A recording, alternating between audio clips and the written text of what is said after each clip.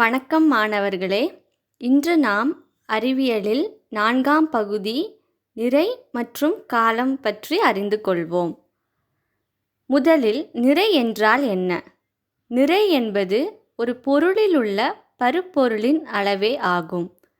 எடை என்பது நிறையின் மேல் செயல்படும் புவியீர்ப்பு விசையே ஆகும். ஒரு கையில் தாழையும் மறுகையில் புத்தகத்தையும் எடுத்துக்கொள்ளுங்கள். எந்த கை அதிக கனத்தை உணரும்? புத்தகத்தின் நிறையானது ஒரு தாளின் நிறையை விட அதிகமாகவே இருக்கும். தாளை விட புத்தகத்துக்கு மேல் அதிக இழுவிசை இருக்கும்.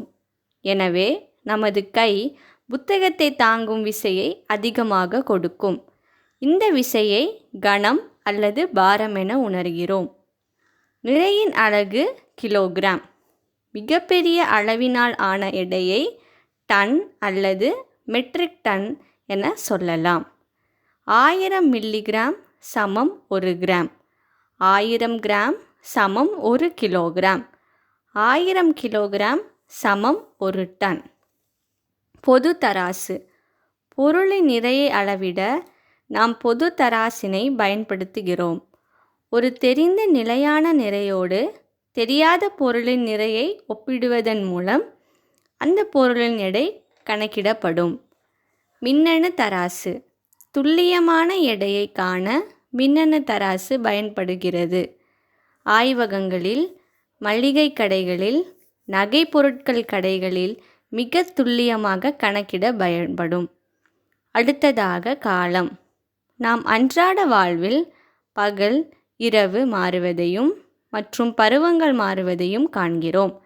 இதிலிருந்து காலம் மாறுகிறது என்பதை அறிகிறோம். காலத்தை அளவிட கடிகாரம் பயன்படுகிறது. காலத்தை அளவிட பயன்படுத்தப்பட்ட அளவீடு உபகரணங்கள். முற்காலத்தில் பகல் நேரத்தை கணக்கிட மணல் கடிகாரம் மற்றும் சூரிய கடிகாரம் பயன்படுத்தப்பட்டது. ஒரு குச்சியின் நிழலினை கொண்டு நேரத்தை கணக்கிட முடியும். நவீன காலத்தில் மின்னணு கடிகாரங்கள், நிறுத்து கடிகாரம் போன்றவை துல்லியமாக கணக்கிட உதவுகிறது. இவ்வாறு அளவீடுகள் நம் தினசரி வாழ்வில் பயன்படுத்தப்பட்டு வருகின்றன. மீண்டும் அடுத்த பகுதியில் காண்போம். நன்றி.